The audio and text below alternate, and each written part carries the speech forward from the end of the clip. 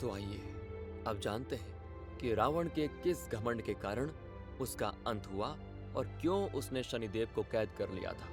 पूरी कहानी जानने के लिए अंत तक बने रहे।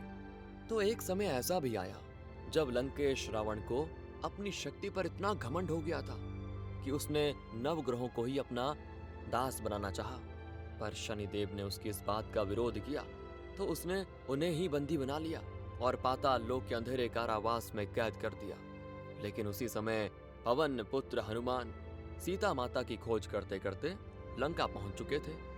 आखिर कैसे हनुमान जी पाताल लोक पहुंचे, कैसे उन्होंने शनिदेव को बंधनों से मुक्त कराया और क्यों आज भी शनिदेव हनुमान भक्तों को विशेष कष्ट नहीं देते, आइए जानते हैं इस रहस्यमयी और अद्भुत पौराणिक कथा का पूरा सत्य।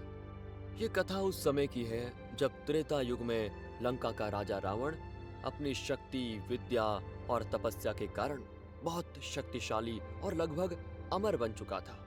वो केवल एक बलशाली योद्धा ही नहीं था, बल्कि वेदों का महान ज्ञाता, तंत्र मंत्र का आचार्य और ज्योतिष शास्त्र का विद्वान पंडित था।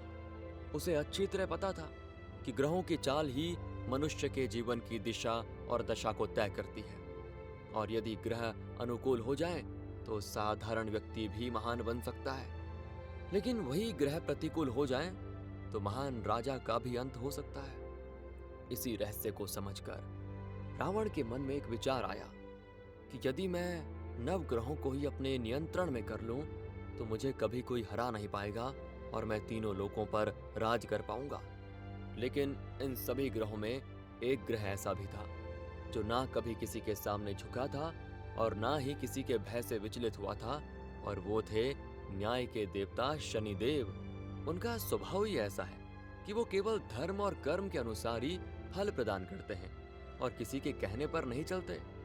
जब रावण ने शनिदेव को भी अपने अधीन करने का प्रयास किया, तो शनिदेव ने उससे कहा कि मैं केवल न्याय के मार्ग पर चलने वाला देवता हूं और किसी भी परिस्थिति में अधर्म का साथ नहीं दूंगा। तो ये सुनकर रावण बड़ा क्रोधित हो उठा। उसने शनिदेव को चेतावनी दी कि यदि तुम मेरे आदेश का पालन नहीं करोगे तो तुम्हें मेरे साथ युद्ध करना होगा। लेकिन शनिदेव तो अपने इरादे पर अटल थे और उन्होंने लड़ना स्वीकार किया। अंत में तो रावण ने अपनी मायावी शक्तियों का प्रयोग करते हुए शनिदेव को युद्ध में पराजित कर उन्हें बंदी बना लिया। और तब शनिदेव ने उसे चेतावनी देते हुए कहा कि मेरी दृष्टि से कोई बच नहीं सकता, कभी ना कभी तो तुम्हें इस कर्म का फल भुगतना पड़ेगा रावण। तो तब रावण ने कहा, अगर आपकी ये दृष्टि मुझ पर पड़